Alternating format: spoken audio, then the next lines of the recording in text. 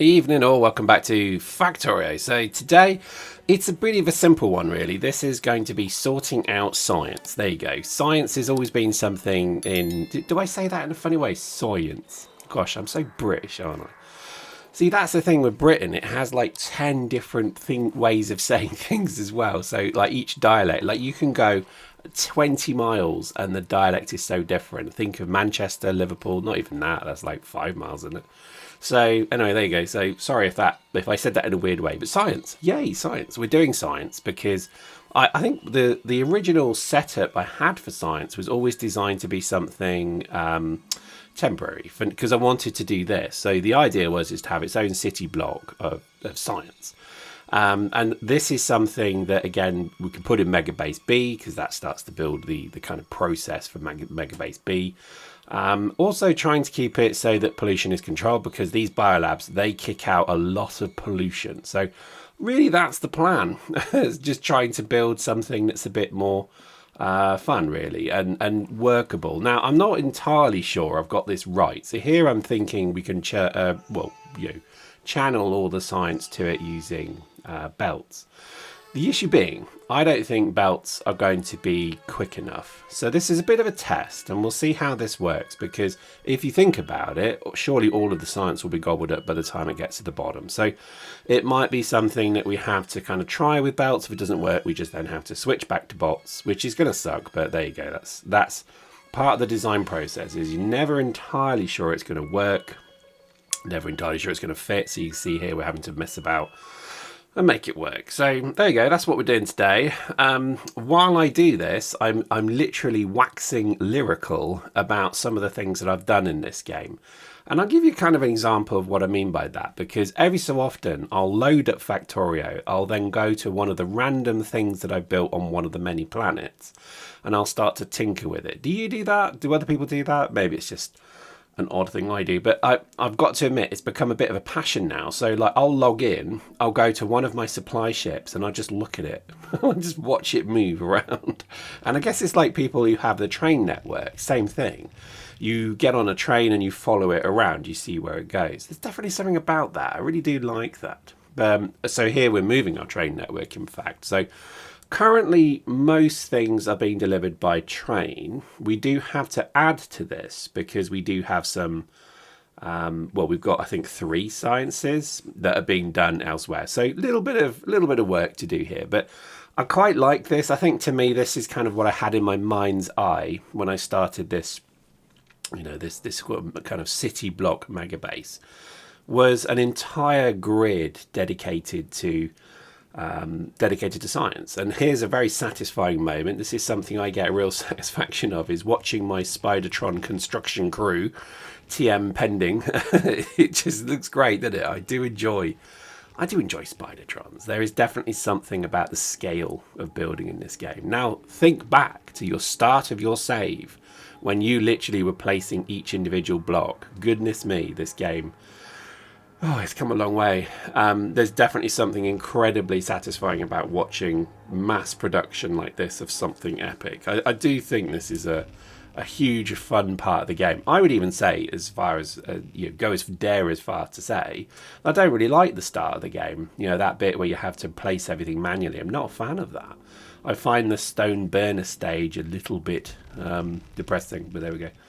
So lots of biolabs being produced. The pure focus of this is to try and up the science per minute. That's really all we're doing here, because we're now into the larger realm of sciences. So most things we're researching now are over 500,000 units.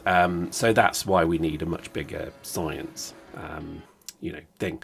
Now, here's the clever bit. This is where you can marvel at the incredible intelligence of myself here, because, and believe me, it's not.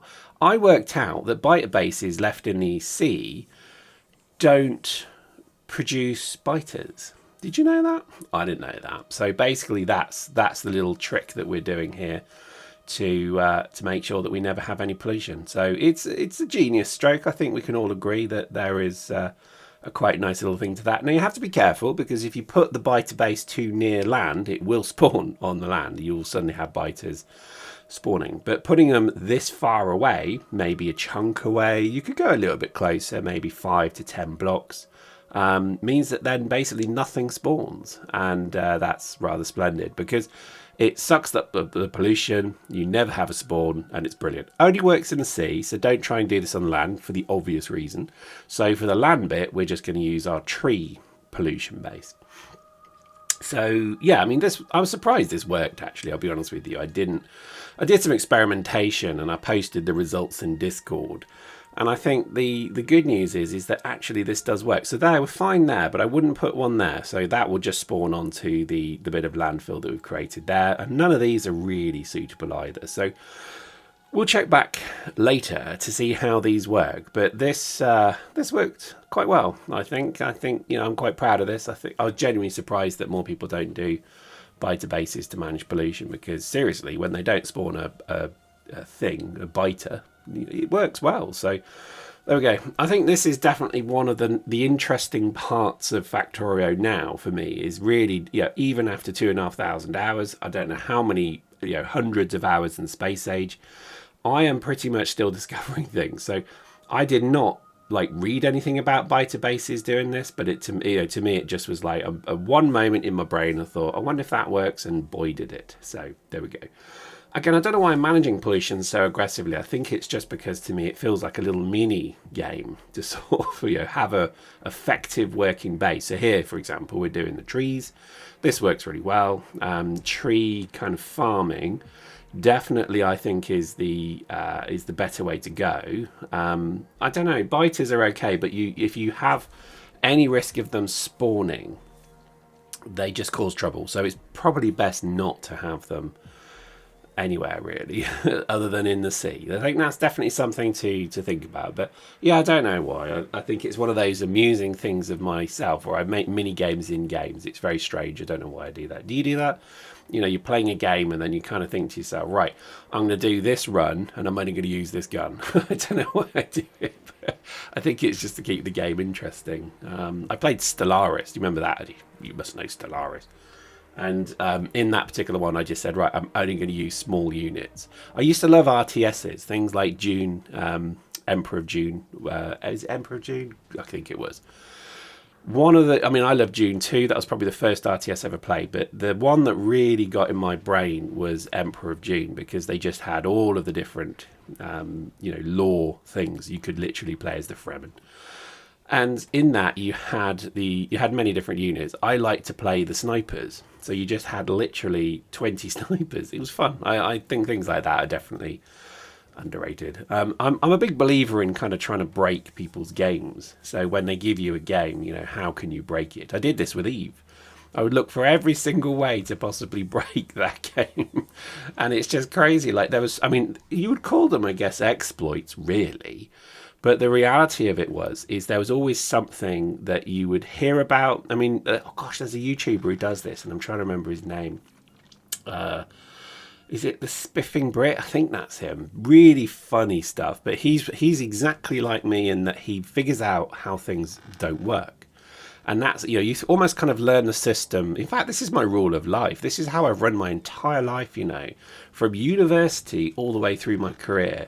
There is a system around us that's constantly running. And that system, like all systems, is not perfect. There are flaws to it.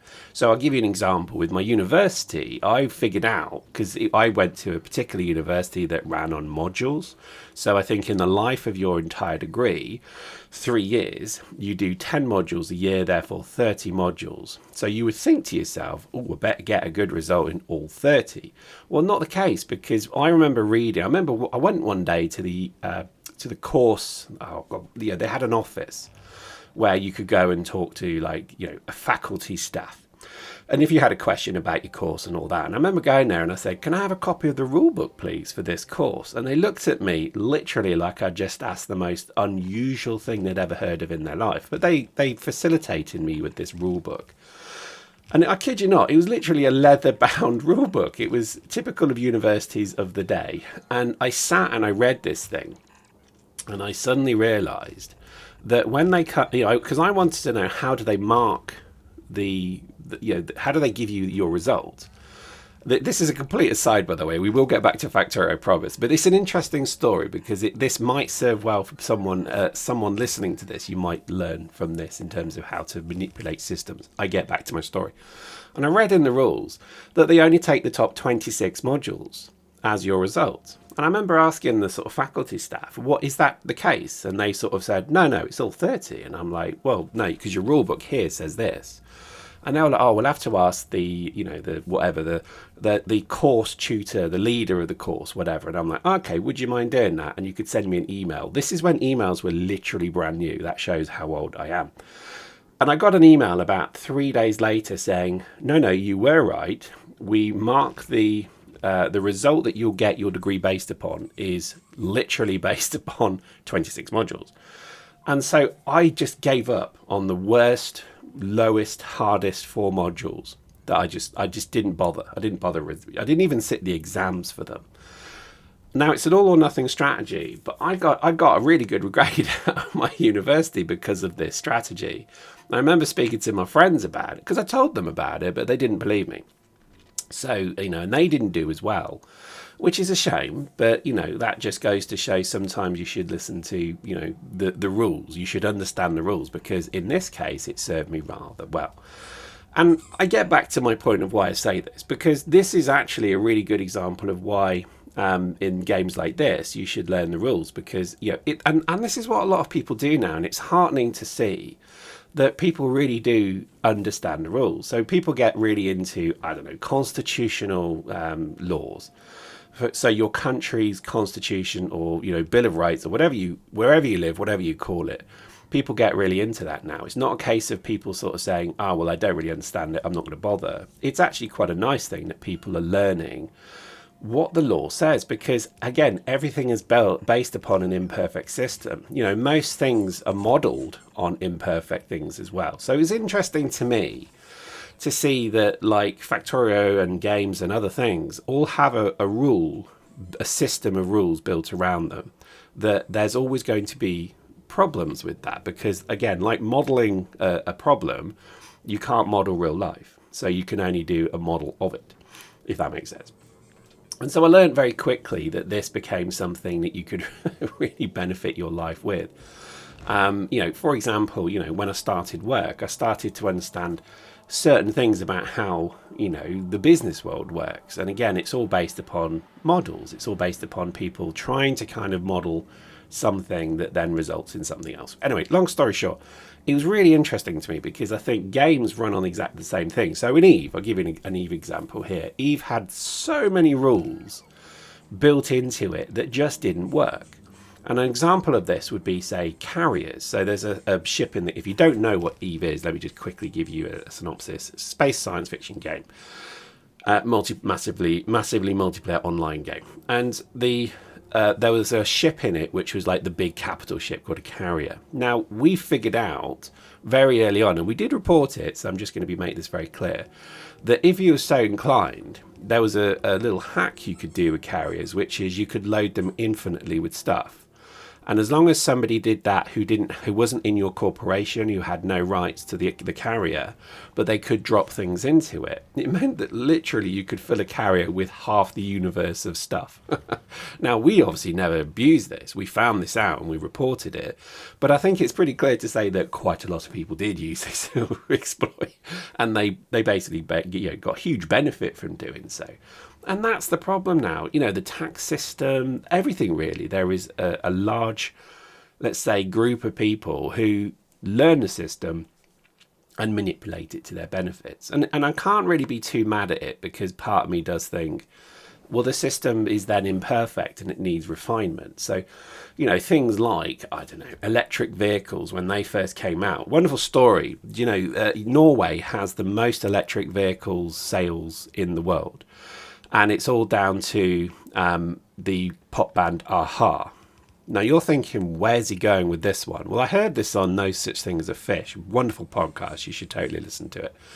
But the band members of a-ha, back in like the 70s or the 80s rather, were really into sort of unusual things. And they bought the first electric car. It was a Fiat Panda, which had been converted to electric. And they literally bought this in like Switzerland and then drove it all the way back to Norway. I hope I've got that right. Was it Norway? I hope I got that right. Apologies if I've got that wrong. But they literally drove it all the way back. But the problem with Norway was that they had a huge number of toll roads. But because back in the day, there was no ability to register your car as an electric vehicle, they basically kept getting fined. And there's a wonderful cycle of they keep getting fined, they wouldn't pay them, the car would then be seized, they would then go to the auction and buy the car back, because who on earth wants to buy a weird Fiat Panda which is converted to electricity? This is before even people knew what they were. And so in the end, the Norwegian government got so fed up of this cycle repeating, the band aha, that what they did in the end was they just they legislated. They just basically put in the ability to exempt electric vehicles from all tolls. And that's why they're so popular, because still to this day, if you have an electric vehicle, again, post in the comments if I got this wrong, but certainly to my understanding as of this moment, they're exempt, and hence their incredible popularity. So it's things like that when you start to realise the system is set up one way, there are many ways to disrupt and abuse that system. And there we go. So anyway, getting back to Factorio. Sorry, my brain just goes off on these weird tangents. In the Factorio, I think, again, there is a system of rules, and I'm trying very much to try and kind of get the most out of this particular save. And I think when I look at it, I mean, we are getting close to, I think, a new save. I think that's an absolute given. It's about time we start a new save. I'm really excited to try some of the additional worlds, so we'll get that rolling probably in the next few days. But we will keep this save, because to me this represents like playthrough alpha. We might even call it that, run through alpha. Because to me, you know, this represents everything that Space Age was meant to be. We beat every planet. We built a proper base on every planet. So it wasn't just something, when I watch a lot of other YouTubers, and this is not me throwing shade on other YouTubers, but a lot of people rush through all the planets. They don't land and then build a base and then get the most out of it. Most of the time they're supplying themselves from their mega base on Nauvis. They're quickly getting the science and then they're leaving the planet. I don't think that's right. I think that's wrong. And each of the planets I built, I'm quite proud of what I actually put in place, because each of them is a respective base in itself. With supply, yes, in like Aquilo, for example, there's not a lot more you could do with Aquilo. But for things like Gleba, that is a completely autonomous base. It doesn't need to be supplied with anything that I can think of. And I think it's things like that. I don't want to rush through the other worlds with that as well. We probably will be more outposty with them.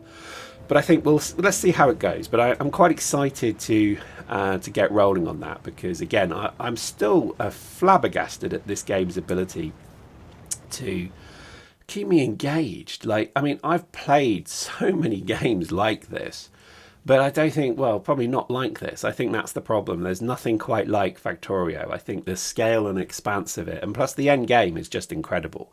I don't think there's many PC games out there that have this sort of level of end game where you could just keep playing and playing. I'm genuinely quite impressed with it.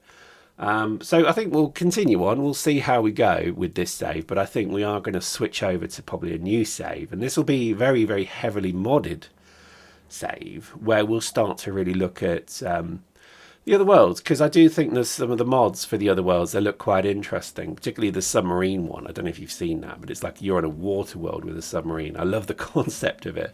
I'm really excited to see how that one works. But I do think generally this has been a hell of a playthrough. Like, I mean, again, I can't think of too many games where I've played to like the nth degree. The only ones that spring to mind are Rimworld, Dwarf Fortress, big Dwarf Fortress fan. I don't know if anyone else watches or enjoys Dwarf Fortress, but to me that is the definitive game. I think I played that probably longer than any other game that I still play today. When I think back at kind of the computer games of my life, there's definitely only a few that I still play today. One is a game called Captive, which was on the Atari ST and the Amiga. And I played the heck out of that game, and I still do today. It literally runs on my laptop. So if I ever travel, I actually play it on the plane. I play it in hotels, and it's such a lovely. And the other one, funny enough, this is such a sort of random one, is Space Hulk. There's an original game. You probably can't find it now, but it's one of the original attempts to make Space Hulk into a game, and it runs in a window on your desktop. It's incredible. Like, genuinely quite impressed with it.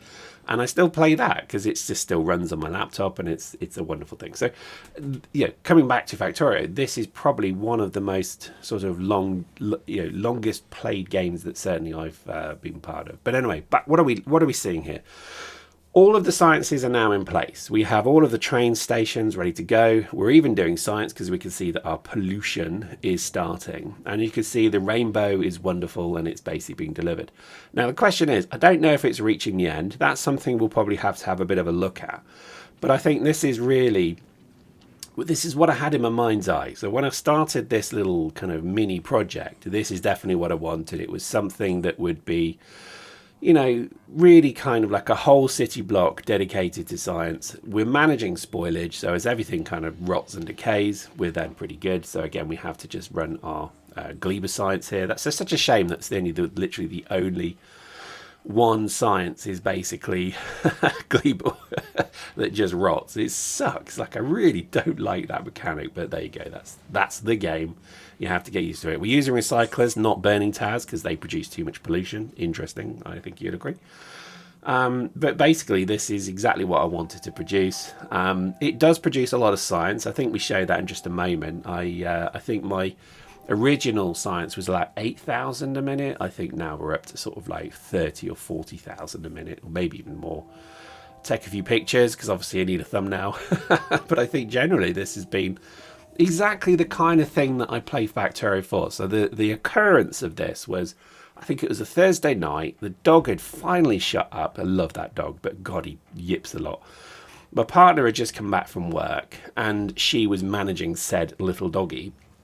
So I basically was able to sneak up the stairs and play a bit of Factorio, which is, again, a lovely thing. But as you get older, you'll start to kind of understand that it gets a bit harder to play some of these games at times, just because you just don't have the time commitment.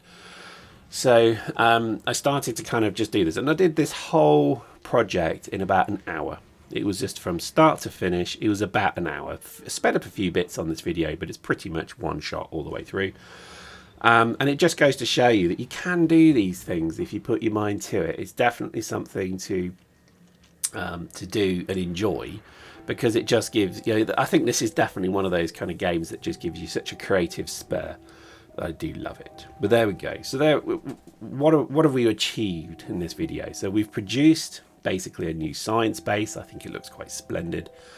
We've basically repurposed and started to use Megabase B, and there's more to come because we're going to start looking at more some of the legendary science. But again, it looks nice. You see the pollution barrier is working, so this is basically now containing all of that pollution, and it's wonderful. We'll just work on the side. You see the top middle left, right, sorry, you see it, there's a little gap there, so we'll just fill those gaps in.